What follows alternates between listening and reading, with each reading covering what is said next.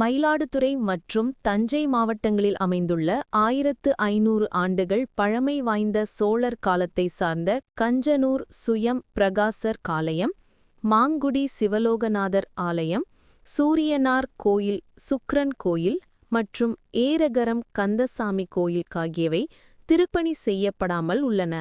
இதனால் கோயில்கள் சிதிலமடையும் ஆபத்து ஏற்பட்டுள்ளது. கடந்த 4 ஆண்டுகளாக பல்வேறு போராட்டங்கள் நடத்தியும் இதற்கான திருப்பணி தொடங்காமல் இந்து சமய அறநிலைத்துறை காலம் தாழ்த்தி வருகிறது. திருப்பணிகளை உடனடியாக துவங்க வலியுறுத்தி அகில பாரத இந்து மகாசபா சார்பில் இன்று மயிலாடுதுறை அருகே சித்தர்காட்டில் அமைந்துள்ள இணை ஆணையர் அலுவலகத்தை சங்கு ஊதி முற்றுகையிடும் போராட்டம் நடைபெற்றது. அகில பாரத இந்து மகாசபாவின் மாநில பொதுச் செயலாளர் ராம நிரஞ்சன் தலைமையில் நடைபெற்ற போராட்டத்தில் ஏராளமானோர் பங்கேற்று சங்கு ஊதியபடி ஊர்வலமாக வந்து கண்டன ஆர்ப்பாட்டத்தில் ஈடுபட்டனர். மயிலாடுதுறை மண்டலத்திற்குட்பட்ட சிதலமடைந்திருக்கக்கூடிய மாங்குடி சிவலோகநாதர், கஞ்சனூர் இருக்கிற சுயம்பிரகாசர், காசி விஸ்வநாதர், ஏராகரம் முருகன் கோயில், இந்த கோயில 5 வருஷமா நாங்க திருப்பணி தொடங்கணும்னு நாங்க போராடிட்டே இருக்கோம்.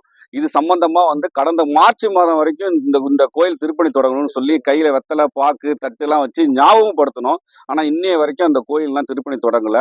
இந்த கோயில்கள்லாம் ராஜராஜ சோழனுடைய தொடர்புடைய கோயில். கஞ்சனூர்ல இருக்கிற சுயம்பிரகாசர்ங்கிறது சுத்தியே 5 ஜீவ சமாதியோட ரொம்ப புராதனமான கோயில்.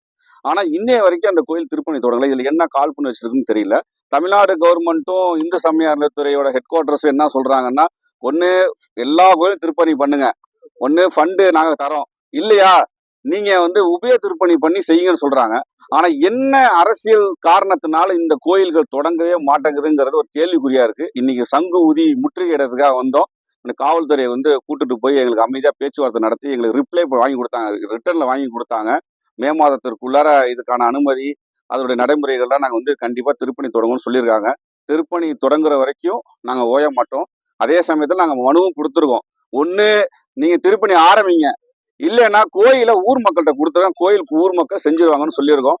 இல்ல கண்டிப்பா நாங்க மே மாசத்துக்குள்ளார திருப்பணி பண்ணி கும்பாபிஷேகம் செய்வோம்னு சொல்லியிருக்காங்க. தமிழக முதல்வரும் இந்து சமய அறநிலையத்துறையும் எவ்வளவோ கோயில் செஞ்சுட்டாங்க. இந்த கோயில்ல என்ன அரசியல் இருக்குங்கிறத கண்டுபிடிச்சு அதை சரி பண்ணி இந்த கோயில் திருப்பணி தொடங்கணும். தொடங்காத வரைக்கும் எங்க போராட்டம் ஓயாது.